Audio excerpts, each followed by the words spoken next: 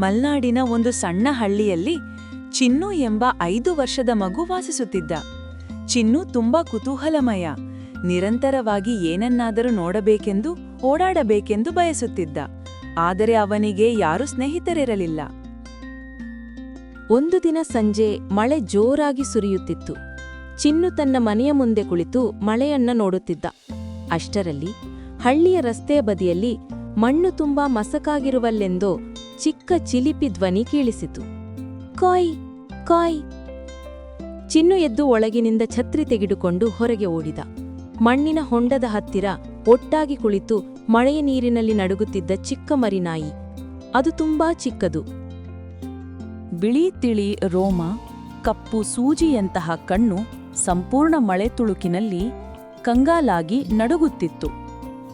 ಚಿನ್ನುವು ಅದನ್ನು ಕೈಗೆತ್ತಿಕೊಂಡು, ಅಯ್ಯೋ ಮುದ್ದು ಬಳ್ಳ, ಯಾರು ನಿನ್ನನ್ನ ಹೀಗೆ ಬಿಟ್ಟವರು ಎಂದು ಮೃದುವಾಗಿ ಕೇಳಿದ. ಮರಿನಾಯಿ ಚಿನ್ನುವಿನ ತೋಳಿಗೆ ಮುಖ ಮಡಚಿಕೊಂಡು ನಿಧಾನವಾಗಿ ಕಾಯಿ ಎಂದು ಅತ್ತಿತು. ಚಿನ್ನು ಮರಿನಾಯಿಯನ್ನು ಮನೆಯ ಒಳಗೆ ಕರೆದುಕೊಂಡು ಬಂದು ಬಿಸಿಯ ಟವೆಲ್ನಲ್ಲಿ ಒರೆಸಿ ಹಾಲು ಕೊಟ್ಟ. ನಾಯಿ ಕಣ್ಣನ್ನು ಮಿಂದಿಸಿ ಚಿನ್ನುವಿನ ಕೈ ಹಿಡಿದು ಮುದ್ದಾದ ಮುತ್ತಿಟ್ಟಿತು. ಆ ದಿನ ಚಿನ್ನು ಅದರ ಹೆಸರನ್ನು ಬುಬ್ಬು ಎಂದು ಇಟ್ಟ. ತಂದೆ ತಾಯಿ ಚಿನ್ನುವಿನ ಆನಂದ ನೋಡಿದಾಗ ಅವರು ಕೂಡ ಬುಬ್ಬುವನ್ನು ಒಪ್ಪಿಕೊಂಡರು.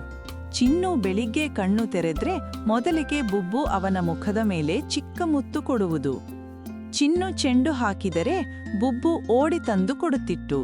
ರಾತ್ರಿ ಚಿನ್ನು ಮತ್ತು ಬುಬ್ಬು ಜೊತೆಯಾಗಿ ಮಲಗುತ್ತಿದ್ದರು. ಊರಿನ ಮಕ್ಕಳು ಕೂಡ ಬುಬ್ಬುವನ್ನು ತುಂಬಾ ಇಷ್ಟಪಟ್ಟರು. ಒಂದು ಮಧ್ಯಾಹ್ನ ಚಿನ್ನು ಮತ್ತು ಬುಬ್ಬು ನದಿಯ ದಡದಲ್ಲಿ ಆಟವಾಡುತ್ತಿದ್ದರು. ಚಿನ್ನು ಚಿಟ್ಟಿಯನ್ನು ಹಿಂಬಾಲಿಸಿ ಹೋದಾಗ ತಪ್ಪಾಗಿ ಕಾಲು ಜಾರಿ ಚಿಕ್ಕ ಇಳಿಜಾರಿನಲ್ಲಿ ಬಿದ್ದ. ತುಂಬಾ ಗಾಯವಾಗಲಿಲ್ಲ, ಆದರೆ ಅವನಿಗೆ ಎದ್ದು ನಿಲ್ಲಲು ಆಗಲಿಲ್ಲ. ಅಮ್ಮಾ, ಅಪ್ಪಾ ಎಂದು ಚಿನ್ನು ಅಳುತ್ತಾ ಕೂಗಿದರೂ ಯಾರಿಗೂ ಕೇಳಿಸಲೇ ಇಲ್ಲ. ಅಷ್ಟರಲ್ಲಿ ಬುಬ್ಬು ಚಿನ್ನುವಿನ ಬಳಿ ಬಂದು ಕುತ್ತಿಗೆಯಿಂದ ಎಳೆದು ಸಮಾಧಾನಪಡಿಸಿತು. ನಂತರ ಚಿನ್ನು ಕಡೆ ನೋಡಿ ಬೌ ಎಂದು ಬೊಗಳಿತು. ಬುಬ್ಬು ಓಡಿ ಹಳ್ಳಿಯ ಕಡೆಗೆ ಹೋಯಿತು. ಮನೆಯಲ್ಲಿ ಕೂತಿದ್ದ ಚಿನ್ನುವಿನ ಅಮ್ಮಗೆ ಬಾಗಿಲಲ್ಲಿ ಬುಬ್ಬು ಬಂದು ತಿವಿಯತೊಡಗಿತು.